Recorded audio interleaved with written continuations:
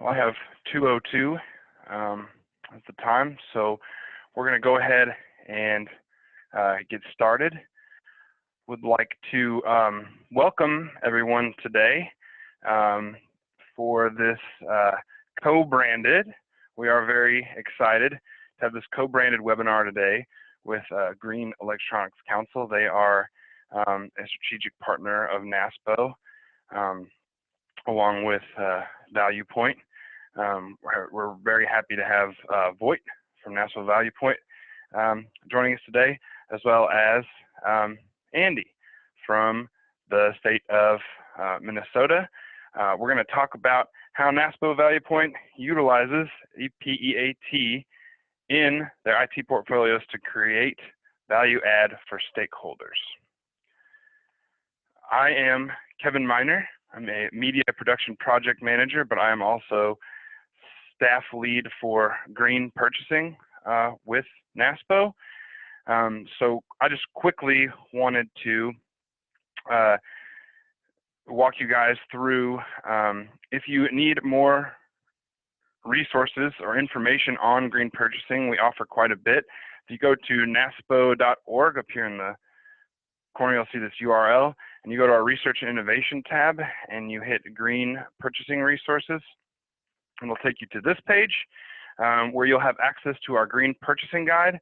This is an online resource for our members, purchasing agents, but also for other agencies to have a basic understanding of the concept of a green purchasing program, and it goes all the way to very complex and high-level implementing of a green program. We also have green purchasing webinar series, which this is a part of, and that is housed on YouTube. So if you go and you click on this link here, it will take you to all of our previously recorded green purchasing webinars.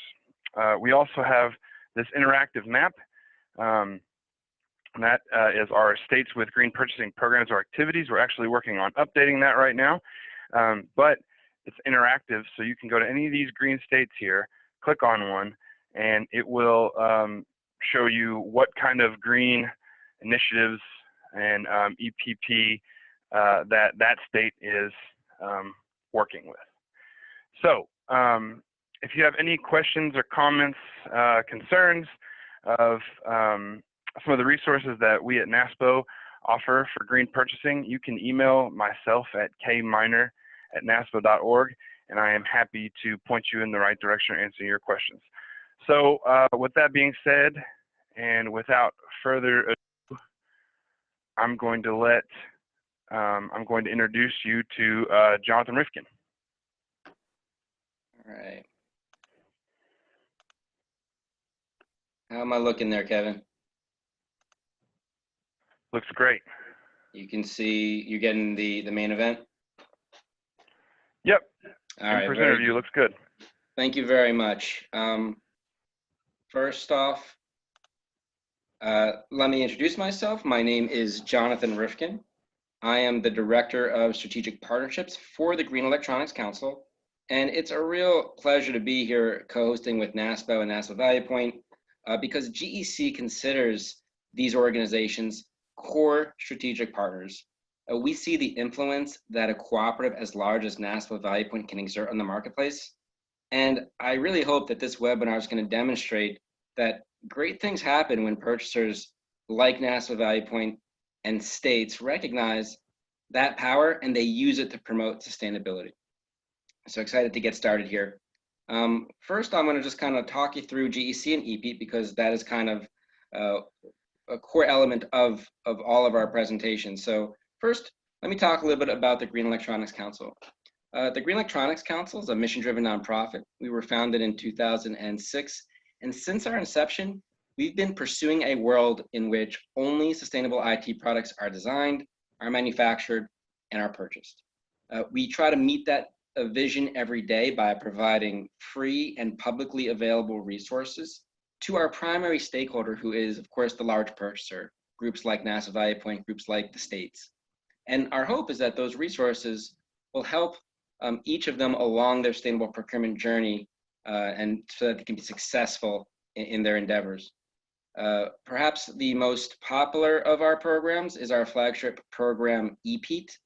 EPEAT is the leading Type 1 ecolabel for sustainable IT products globally, and something that we will definitely talk about in the approaching slides. But before I get into a little bit about EPEAT, just one way to think about GEC, in addition to being the organization that oversees EPEAT, is really as the organization that sits between those who buy and those who make sustainable IT products. And we use that role as a convener who has strong and long relationships with both of those stakeholders to serve as a platform where some of the most pressing issues facing the sustainable IT space can be addressed. And that's a lot of what we do every day. But as I said, we're going to talk a little bit about EPEAT, just to give you a feel for what it is that has been embedded into these NASPO ValuePoint contracts. And our scope covers PCs and displays, and this is one of the things that we're going to talk about a great deal, one of the main commodities focused on today, which is, your desktops, your displays, your notebooks, your laptops, imaging equipment in an office sense, such as copiers, MFDs, printers, and scanners. And we also have active product categories for televisions, for mobile phones, and for servers. Later this year, we're going to be launching a new product category and registry for photovoltaics and inverters, which is the solar panels, for those who might not be familiar with that particular term. And in next year, we intend to launch a product category for network infrastructure, which is the routers and the switches that make up a network and ultimately allow services like the cloud to exist. So we're really excited about that as well. So for all those purchasers out there, if you ever buy any of these commodities, please think of us, because if you specify it against EPEAT, you're going to pursue sustainable leadership in the process. So this slide right here is a list of all of the brands that currently participate in the EPEAT program. This is one of the reasons that we have been as successful as we have been. To be able to have so many familiar brands is essential to the success of an ecolabel. And if you had really good eyes, and if I gave you a minute or two, I assure you you'd be able to find a few brands that you probably are already buying or certainly know. So anyway, one aspect of our program that we're really excited about and proud of, our relationships with the brands. I'd like to also just talk a little bit about how our criteria is developed. In a purchasing world, the specification is the heart and soul of the procurement. And in the ecolabel world, the criteria is the heart and soul of the ecolabel. And so we put a lot of thought and effort into how we go about developing our criteria. We do so through a balanced, voluntary, consensus-based process that covers the full life cycle of the product. So let me break that down for you. When I say the full life cycle of the product, there are labels out there that may address one phase, such as use or energy efficiency. Whereas for EPEAT, we're covering the entire life of that product, ranging from material extraction and use to the manufacturing process and design, end-of-life disposal to make sure it's done in a responsible way. And we even have criteria that addresses things like corporate social responsibility. So it really covers the full gambit of any aspect of sustainability tied to a product. We develop criteria against those various phases through the balanced, voluntary, consensus-based process. And once again, just let me break that down for you. What that means is that the criteria is developed through an open, a balanced, an inclusive and transparent process, meaning that all the players who need to be at the table are at the table, your manufacturers, your purchasers, your environmental advocates, and they're all developing criteria under a process that ensures that no one voice is going to be able to dominate the conversation. And so what that does is it instills credibility into the process. So when you combine that with the full product lifecycle, you really get a very credible and useful ecolabel such as EPEAT. A little bit more about criteria and our rating system. We have two types of criteria. One is required and the other is optional.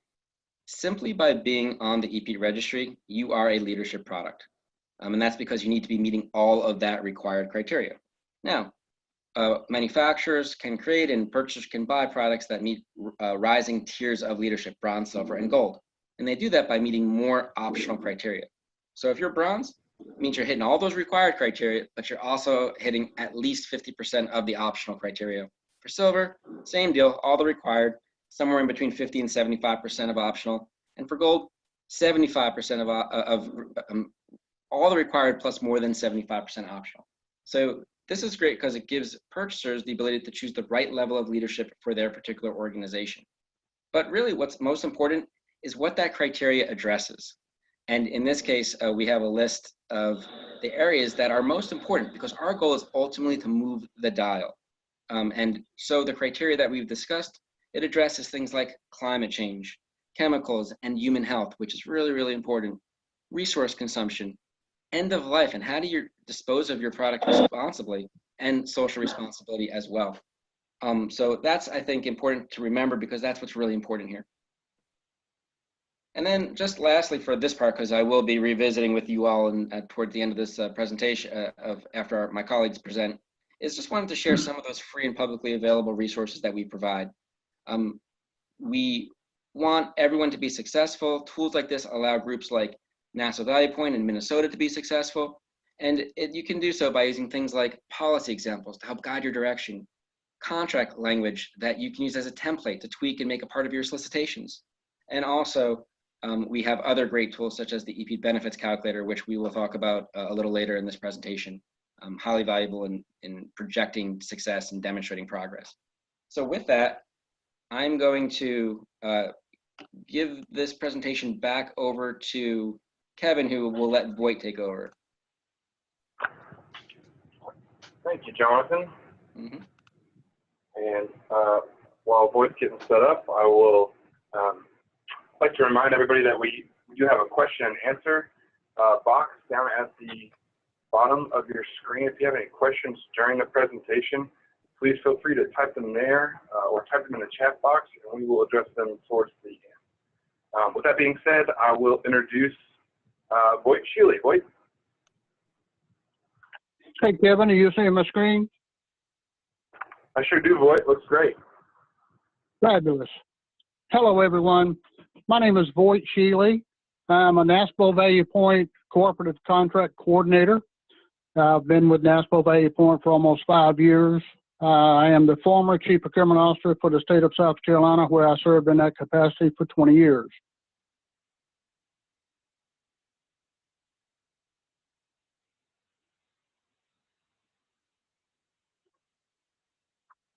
One second. You can't understand NASPO ValuePoint fully without starting with a foundation of knowledge regarding our national association, NASPO, the National Association of State Procurement Officials. NASPO was established in 1941 as a nonprofit association with a focus on education, research, and communication. The membership is the chief procurement officers for all 50 states, the District of Columbia, and the U.S. territories.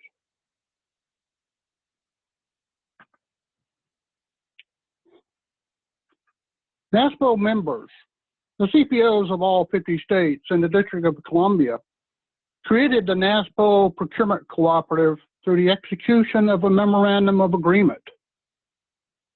NASPO ValuePoint is NASPO's cooperative purchasing program that facilitates multi-state public procurement solicitations and agreements using what we call a lead state model. I'll touch on that a little bit more later. The MOA simply creates a framework for multi-state collaboration. States working together on common solicitations rather than each duplicating the effort soliciting their own contracts. Simple. We're the only procurement cooperative with all 50 states and the District of Columbia as signatory members. NASPO ValuePoint contracts are available to all state and local agencies, public school districts, and public colleges and universities. In some states, they're available to nonprofit entities. And simply put, if you're eligible to buy from your state's contracts, you're eligible to buy from NASPO ValuePoint contracts. We've been around a while. Our name has changed a little bit, but for 26 years, we've been providing state and local governments best value contracts. Going to NASPO's Green Purchasing Policy, as adopted on January 22nd of 2009, the NASPO Green Purchasing Policy seeks to leverage the purchasing power of state and local government to conserve energy, and national resources, limit environmental pollution and waste, improve public health, encourage clean technologies, and create cost savings opportunities and a balanced economy. We hope that you will visit this website that I've given you a link to. There's far more information there, including tools, guidance, resources, and implementation strategies. NASPO ValuePoint is NASPO's vehicle for leveraging that purchasing power of state and local governments.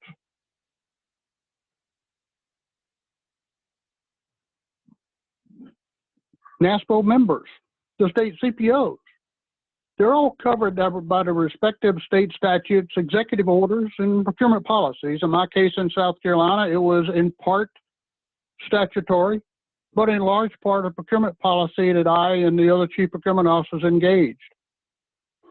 NASPO's mission is to help our members achieve success as procurement leaders in their states. This, being NASPO ValuePoint, is a way to allow our state CPOs to do just that, to be leaders in their states. All NASPO ValuePoint contracts are solicited and awarded by our members, the state CPOs. The state's ValuePoint solicitations, therefore, emphasize their sustainable procurement programs.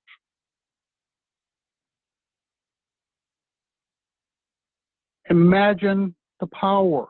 Imagine all 50 states working together on a single common solicitation for the products and services they need. Everybody working as one instead of duplicating redundant effort. NASPO ValuePoint is the highest volume public procurement cooperative in the nation.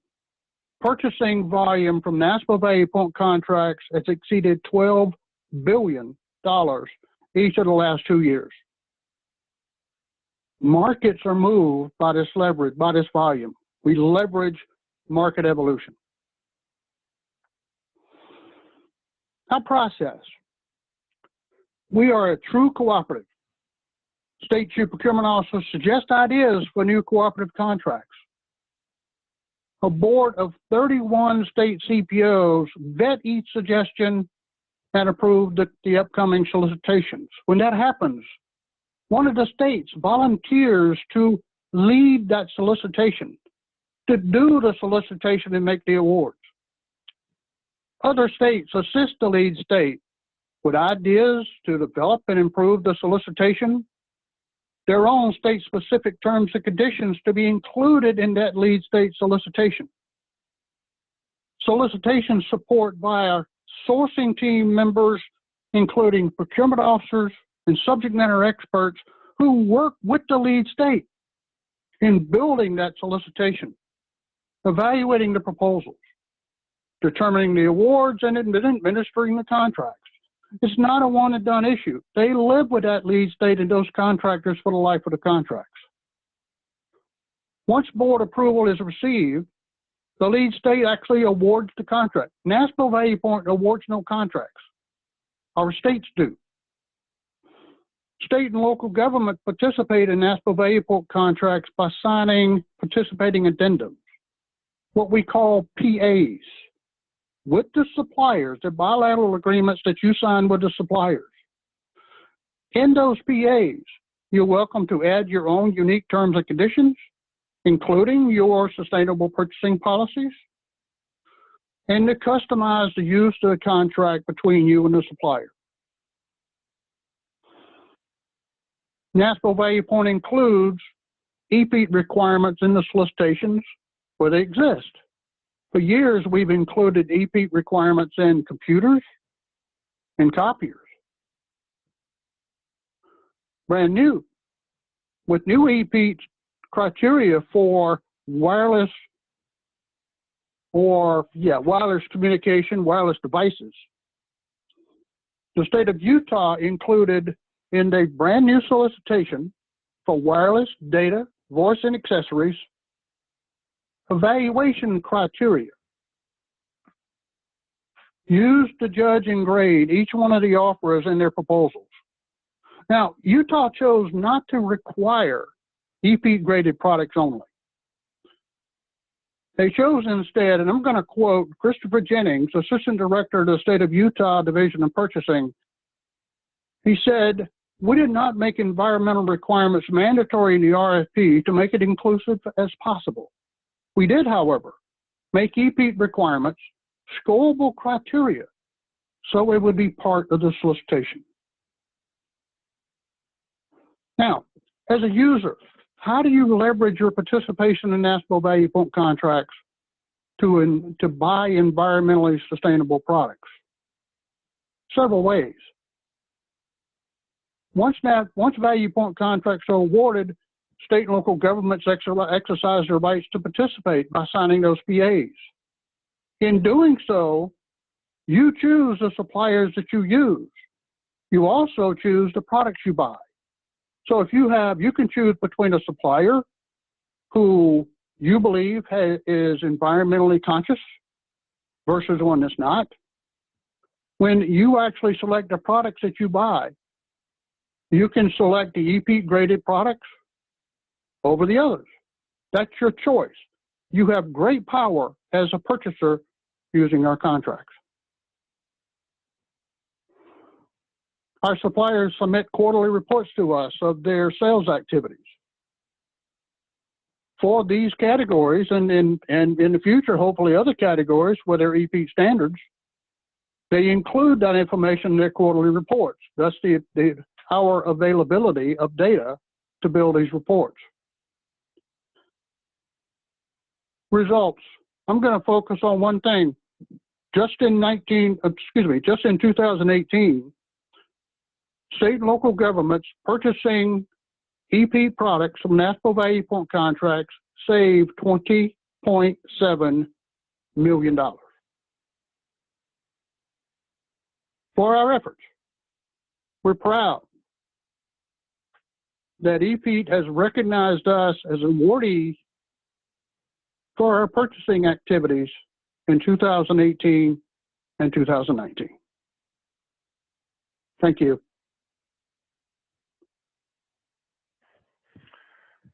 Okay. Thank you, Voight. That was really wonderful. I really appreciate you sharing all that information with us, Voight. And so now I will introduce to you Andy. He should be pulling his screen up here.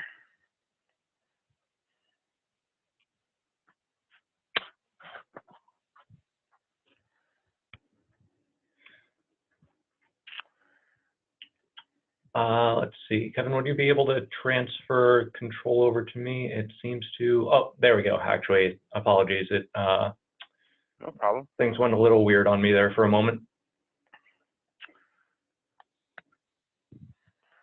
Gotta love the technical issues. It's not a presentation without them.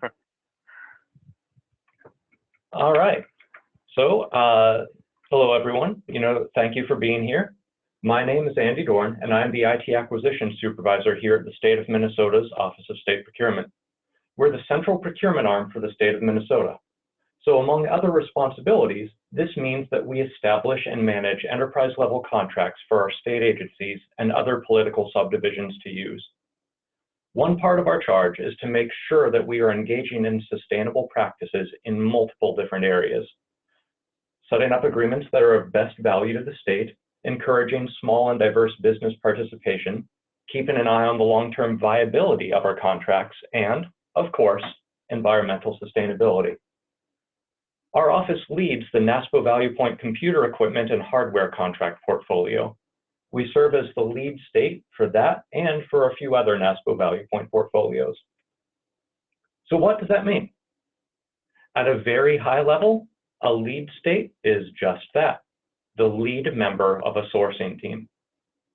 They tackle the bulk of the work and the management of the process. The rest of the sourcing team is comprised of members of other states, usually from their central procurement offices as well, but in some cases, subject matter experts will also serve on the sourcing team to make sure that we're getting that perspective in the solicitation. As Voight discussed earlier, the solicitation is done in accordance with the lead state's policies and procedures, but will be designed in a way to maximize the ability of other states to participate.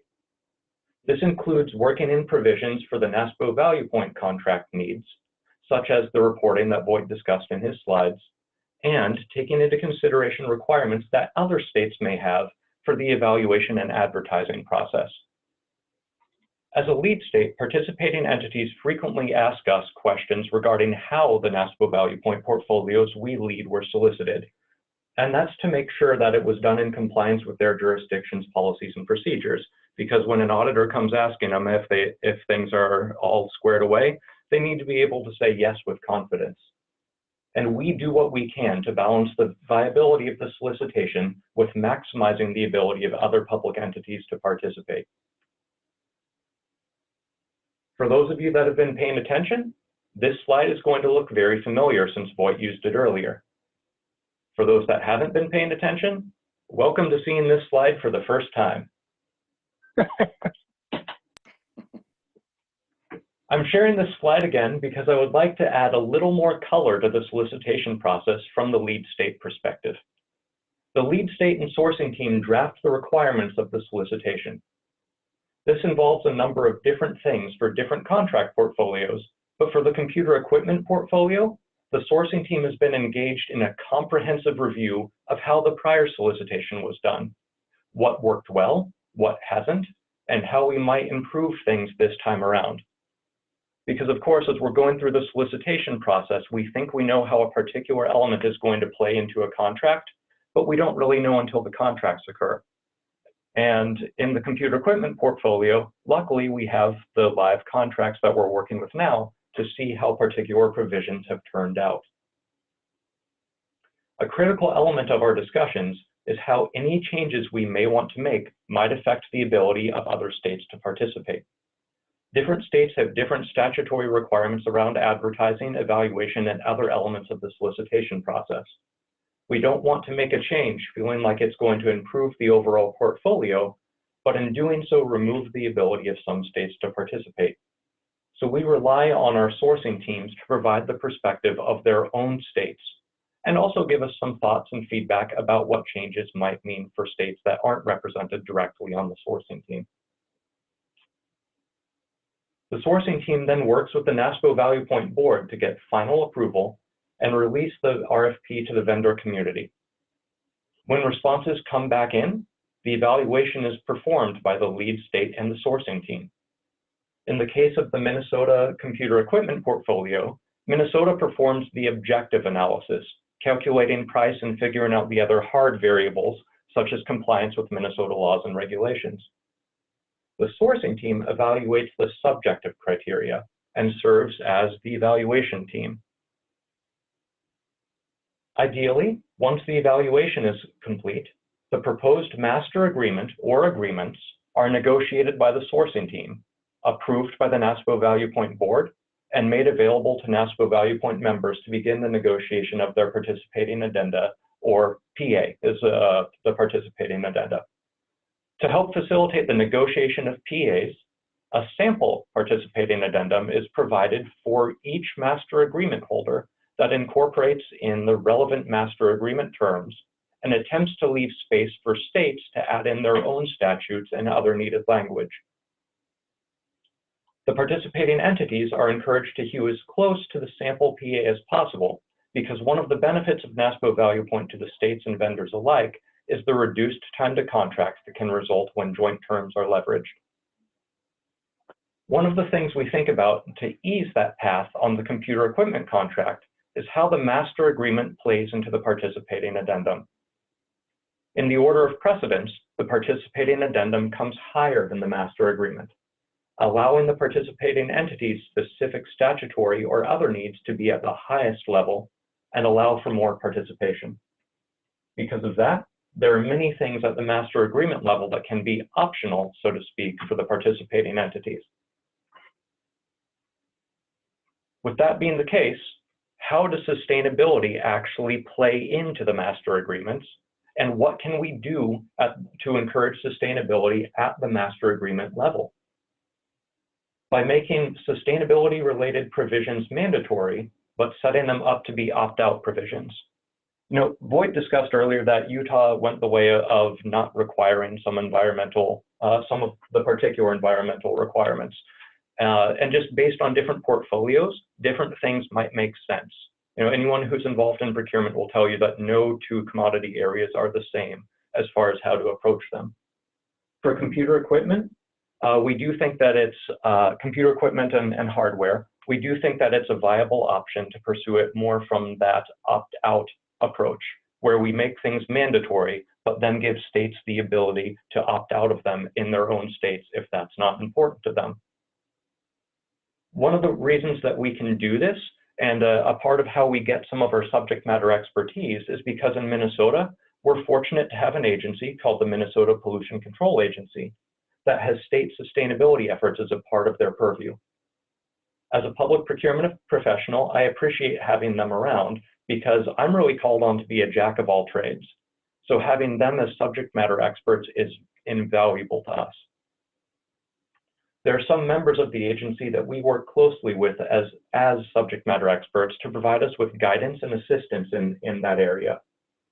They also help us connect with the Green Electronics Council and make sure we are doing things in an effective, future-facing way. Earlier in the presentation, Jonathan shared some of the resources that are available to assist in sustainable procurements. So working with these groups, working with our sourcing team, the Pollution Control Agency, and others, we state in the computer equipment RFP that for any product in a category where there is an EPEAT standard that exists, products that are in those categories must meet the EPEAT bronze at a minimum. So I just want to emphasize that for us, it's really simple. In 3 short paragraphs in the solicitation and contract, we can move the needle on sustainability. The first is that we ask the responder agree to maintain EPEAT bronze in the applicable product categories, and it's mandatory that they do this. States are allowed to provide a waiver at their level for the participating agreements, but at the master level, they must agree. Second, the responder describes their commitment to Energy Star for categories where there are not EPEAT standards. So even in areas where EPEAT hasn't had an opportunity to set standards, or that it's not viable to set a standard, we're still getting some sustainability efforts in there. And third, the responder describes how they are pursuing environmental improvements outside of those programs. So the EPEAT and the Energy Star areas are mandatory. And then we ask for some descriptions that will give us the ability to score responses. Even if something isn't mandatory, we do get the chance to give them more points for better sustainability efforts. So an awful lot of the work for getting that language into the contract has been done for us. That's a big part of why we use EPEAT. They use independent verification, have online registry, and are internationally recognized as a leader in the IT sector. All we have to do is get some basic language in our contract, and a lot of the legwork is handled for us. Now, I have to say, we understand that not every state is going to have a pollution control agency the way that we do, and they may not have legislative or gubernatorial support for sustainability efforts. So that's why we built in that opt-out provision. Our master agreements include explicit language stating that states and participating entities can opt out if they choose. But if the states do not explicitly give vendors a waiver to opt out of EPEAT, then they're at least getting bronze in those categories. So this means that some states that might not have otherwise pursued sustainability on their own end up getting some additional benefit in that area. And even if some states do opt to take the waiver, just having those requirements in place emphasizes to the vendor community the importance of building sustainability into their products. Now, all that being said, I do want to make sure I call out that the fact that it's not all 100% rosy. We have heard from some vendors, particularly newer or smaller players, that independent certification programs can be challenging for them. The costs involved can be too high for them, just as small companies, or in some cases, the pace of technological innovation is moving so quickly that a review process to get a certification might take just long enough so that the product in question is obsolete by the time they get certified. And that is a serious concern. Sustainability at a high level also includes the idea of making sure we are allowing small businesses access to state dollars. But there are concerns that I know the Green Electronics Council takes seriously, as they have engaged in that area to provide better paths for small businesses to achieve certification. All right, so now that you've heard a little bit about the lead state experience, I want to hand it back to Kevin and Jonathan to bring it home. Wow, Andy, thank you so much. Just so thorough, and it's really great to see, you know, just how much work the states put in, and not just that, but how much we all get back. So, and again, I could go on about it all day, but that was wonderful. Thank you so much, Andy. Jonathan, I think you had some more if you would like to pick up where you left off, sir.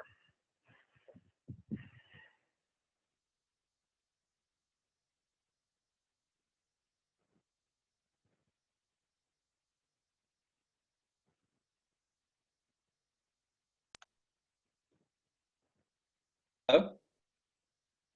Hey, Jonathan, can you hear us? I think you're muted. Go ahead. Absolutely. Yeah, got you. Perfect. Can you hear me? And you're seeing the full slide? Yep, we can see everything. You're loud and clear. All right, beautiful. Thank you so much. I really appreciate that.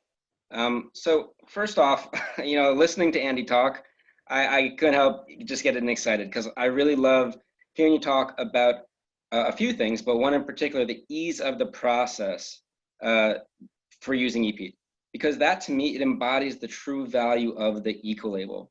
As you said, a lot of the legwork is completed for you on the front end.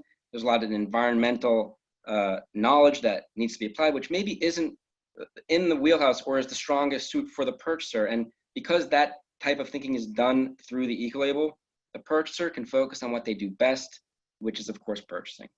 Anyway, I thought I'd be remiss if I didn't emphasize that particular point, Andy, so thank you for making it. So now I'm going to conclude by just talking a little bit about the value that GEC and its EPEAT benefits calculator provides its stakeholders. To demonstrate this, I'm once again revisiting a slide from Voight. So once again, this slide should look familiar. Sorry, Voight, we're just cribbing some of your best stuff there. And the reason why I am trying to emphasize this particular slide is because it's just true that if you can't track progress, if you can't demonstrate positive benefits to your stakeholders that result from making these more sustainable decisions, then you're leaving a lot of value on the table for your organization. The slide that we're looking at right now, it outlines these benefits.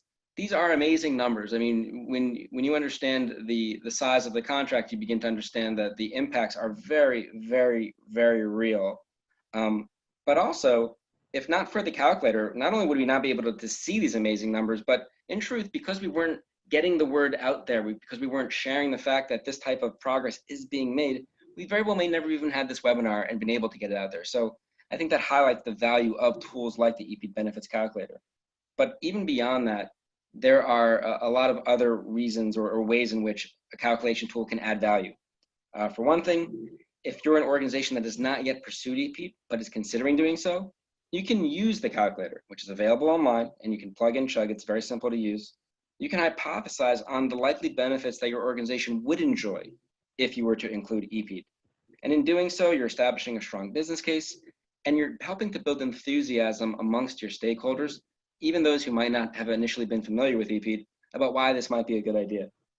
The calculator is also valuable because, I hate to say it, but organizations are increasingly required to report on sustainable metrics. Things like GHG emission reduction or waste reduction are coming just standard operating procedure.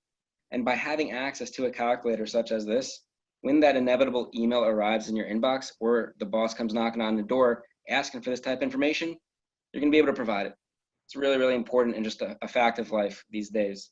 And then lastly, and most importantly, I think, is you can talk to all of your stakeholders using the calculator because we offer equivalencies. And these equivalencies allow you to talk about sustainable benefit in terms that everyone understands. And you can see that we have a few of them already up on this particular slide. So instead of metric tons of GHG reduction, you're talking about how many cars you took off the road in a year. And all of a sudden, you're providing clarity to people that helps them to understand the wisdom of using EPEAT in your contract. So I revisit this slide because I feel it is so important to be able to promote and message these efforts and recognize groups like NASPO, ValuePoint, and Minnesota for the work that they're doing so that others can emulate that. And the EPEAT calculator is a really essential tool to help you accomplish that. So just last, this is my last slide. I'm drilling down on this particular point a little bit further. Thanks to the way NASPO ValuePoint collects their data, we're able to take the high level spend that you were looking at just a moment ago, and we can isolate that spend by state. And what that does is it results in benefits calculations on a customized individual level. GEC's already completed state-specific calculations for all states that are purchased off of NASPO ValuePoint contracts for the 2018 year, but I did extract just a few examples for your review. So first off, take a look at Arizona. A state like Arizona could and should talk about their energy savings and their cost savings, but maybe a state like Arizona would also want to highlight their efforts to preserve water as a resource. Considering their geography, considering that they're in the middle of a desert, it's probably a priority to them, and the calculator allows you to extract that through the water pollution avoidance metric that the calculator produces. You can demonstrate metrics such as avoided hazardous waste produced. Once again, speaking to, I think, something that everybody can get behind, which is protection of human health. And once again, the calculator allows you to highlight that. And then in a state like Alaska, you could choose to highlight GHG reduction.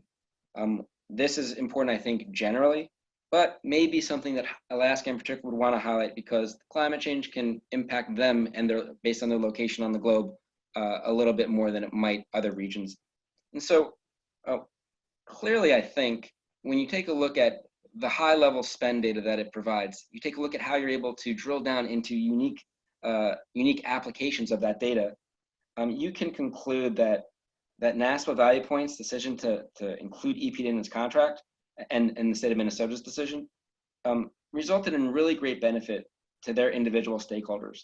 And from a GEC's perspective, we really thank them for the opportunity to have been able to help make such a big difference across the states. So with that, I'm going to go ahead and I think give it back to Kevin, and we can open things up to questions, okay? Yeah, thank you, Jonathan. It does look like we have several questions here. I'm going to pull those up. And like I said, if you guys have any questions, we've got several in the chat box here, but we also have a question and answer box. So Jonathan, this is from Christine Warnock. Mm-hmm.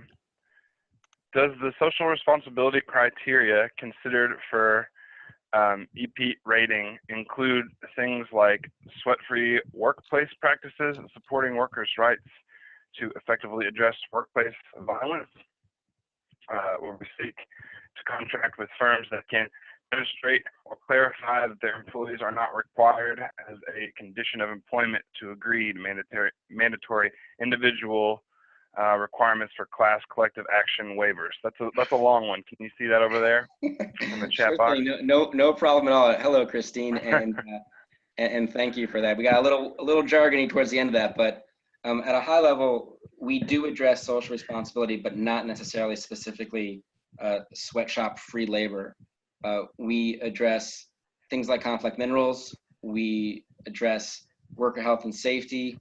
And we also, I think this is important because it kind of opens the door to the types of things that Christine is talking about, is transparency into the supply chain.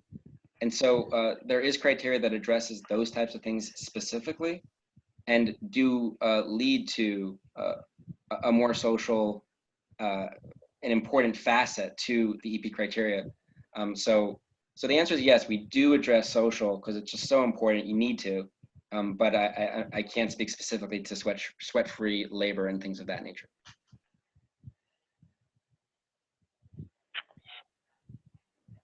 All right. Pull up. I know I had to more questions. Thanks, Jonathan. Yeah, sure. Yeah. Another one for you, Jonathan. Is it possible to use EPEAT bronze certification in Europe and European Union to proven IT products such as PCs, laptops, monitors, and compliance with all of the Energy Star criteria?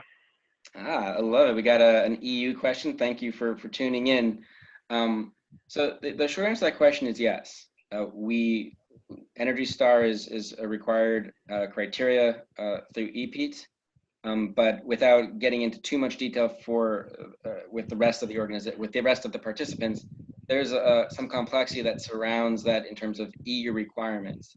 But use of EPEAT does in fact address energy efficiency, and so you could use EPEAT. There's probably more conversation that we could have to work through the kinks of that and wrinkle out the answer there. But what I would love to do is, for the sake of everybody else, please get in contact with me, and we can talk about exactly how you go about doing that and any documentation that might be necessary to ensure that you would get credit for use of EPEAT. Awesome. There is a second part to that question, Jonathan. Oh. And that is it possible, and is it right to ask at least for EPEAT bronze certification to verify that the product meets Energy Star criteria? That becomes, I wish I had my lawyer present. it becomes a legal question. There's a lot of regulation involved in how to answer that, which has to do with the EU. My focus is, I'm aware of the issue she's talking about. My focus happens to be in the state and public sector. And so but we have people on staff who could speak to that directly and have answers for her. So perhaps we can take this offline. Okay. And again, you can also email me at kminer@naspo.org. And I can get you connected with Jonathan and with Voight and everybody else here today, and can continue asking your questions. So let's see here. We have one from Julia Wolf. She says, reporting has been mentioned. Can NASPO ValuePoint or Minnesota provide a participating state info on numbers of EPEAT purchased equipment by their states? So I'll direct that at Andy or Voight.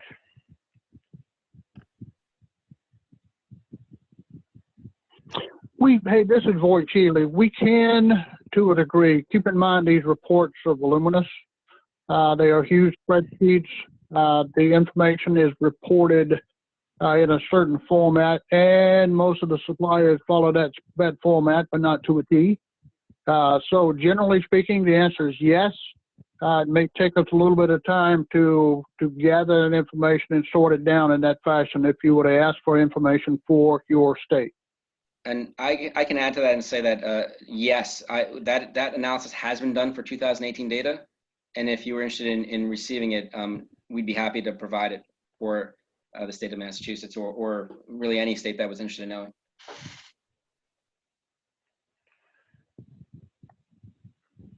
Excellent. And Voight, during the presentation, you talked about participating entities. Can entities other than state governments purchase off of NASPO ValuePoint contracts? They can. I believe I mentioned in the presentation. Simply put, if you are an entity eligible to purchase from your state's contracts, then you're eligible to purchase from the NASPO ValuePoint contracts. So we don't establish the rules in each and every state. Our members, or the chief procurement officers in those states, they are subject to state procurement laws that they must comply with. So under those laws, in any state, if you're eligible to purchase from that state's contracts, then you're eligible to purchase from NASPO ValuePoint contracts. Now, the chief procurement officers, our members, they do evaluate NASPO ValuePoint contracts. Every state participates in some NASPO ValuePoint contracts. No state participates in all. They're vetted in each and every state, and each state chief procurement officer determines which NASPO ValuePoint contracts and which NASPO ValuePoint suppliers your state uses.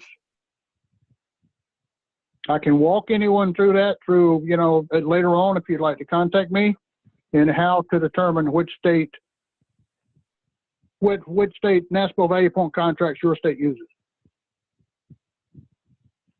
Awesome. Thank you. Thank you, Voight. I think that was a pretty in-depth answer. We have a question from Richard Pennington. Jonathan, I believe this is directed more towards you. Have there been challenges to EPEAT recruitments or supplier certification in the context of bid protest? And what role did GEC play in that issue? That actually may be a better question for Andy. I can say for my part that I'm not aware of any protests, and therefore GEC played no role in the factual issues as it relates to that. But maybe Andy has some perspective. So this is Andy. I haven't seen any protests on those grounds.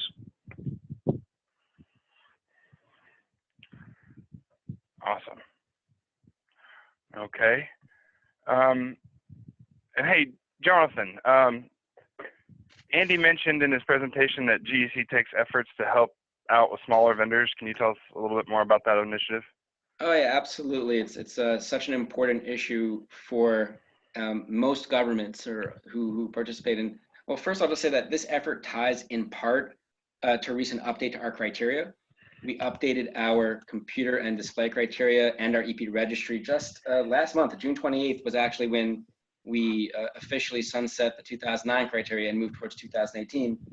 And as a result, now it reflects a more leadership posture and better addresses things like social and corporate criteria, to one of the questions that went earlier. Now, major brands have been able to place products on the registry, but we wanted to make sure that that we were going to allow micro, small, and medium enterprises. That's kind of how we refer to these small and medium-sized groups. We wanted to ensure that they were also able to make the jump to our new criteria.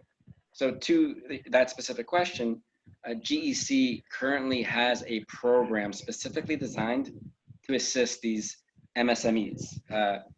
Any MSME, micro, small, medium enterprise that's vying to be on the registry, but they might need, say, additional time to gather documentation or complete steps that are part of the process. We list them, and you can go on the GEC EPEAT registry website now and see this. We list them as transitioning MSMEs, and I'm sure you heard my air quotes that I made while I said that. So they are listed as such, and what that does is it gives purchasers who want to work with these small and medium-sized manufacturers a better understanding of which manufacturers are vying to offer them products, and also it establishes an understood timeline that it's going to happen within the next 6 months. So we kind of serve as a communication channel between purchasers who are interested in knowing whether or not there's a contingent of small and mediums, and the small and medium businesses or manufacturers themselves, so that everybody understands where they are in the process. So thank you for that question, and it's something that we think is really important. Absolutely. Absolutely. So what's the best way for brands and manufacturers to learn about the RFP process and submit bids? I'll open that up for all three of our panelists. So this is Andy, and I'll start with that. So I can't necessarily speak to the NASPO ValuePoint level or to other states, but I do know that for Minnesota, go into our central procurement page, the Office of State Procurement website. We do have a solicitation announcements page that we set up there, and vendors can check that to check in and see what kind of opportunities are available there. We do also encourage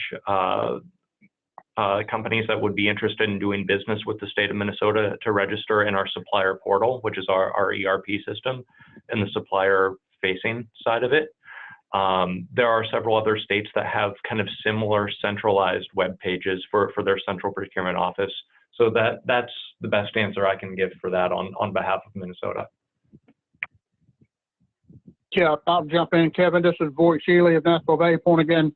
I would recommend that you start with our website, which is www.naspovaluepoint.org.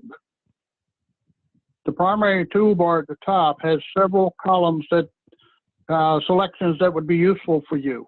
The primary one, we have one of the selections is supplier portal. There's a variety of information, a wealth of information there about how NASPO ValuePoint works, benefits of being a NASPO ValuePoint contractor, answers many frequently asked questions, and you can view active solicitations there. So start with our website. If you have any additional questions, please email info at naspovaluepoint.org. Yes. Thank you, Voight.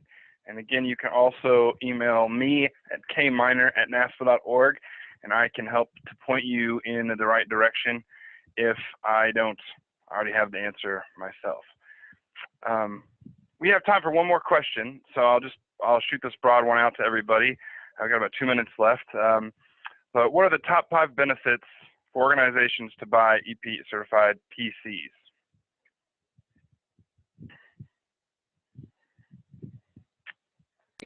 Sorry, I was on mute. What are the top 5 benefits? I Yeah, would say, or just even the top 3. Sure. Well, first off, the ease of the ability to apply EPEAT within the procurement process, because it's something that will be quite easy to apply. But to the meat of the question, it really comes down to the fact that you're taking a commodity that is purchased in incredible volume, and through use of EPEAT, reducing and mitigating environmental and social impacts in a way that you probably couldn't for almost any other commodity. I'd say that another benefit is that it's being done in a credible way, so that when you utilize the EPEAT ecolabel, you know that those benefits are real. And as if just to kind of walk through the presentation a little bit, because of certain reporting tools like the EPEAT calculator, you're able to demonstrate the wisdom of that decision. And so I think that ease of implementation, the fact that you're really making a difference in the areas that matter most, the fact that you can trust the results that are going to come from use of EPEAT, and your ability to demonstrate it to the world that you made this decision and it made a difference, I think I gave you 4 there. I bet you I'd come up with a 5th, but that one felt right, that little pitch. Excellent. Well, that puts us right at our hour. We want to, first of all, we want to thank everybody for joining us today. We couldn't have a webinar if we don't have people watching. But I'd also really like to thank Jonathan, Voight, and Andy for presenting, taking time out of their day to impart on us some wisdom and education. So again, that email at the bottom there, that's highlighted, the kminer@naspo.org. If you email me, I am happy to point you in the direction you want to go or get you connected with these guys depending on your questions. So with that being said, again, I really appreciate everybody. Thank you so much. And we hope to see you on another one soon.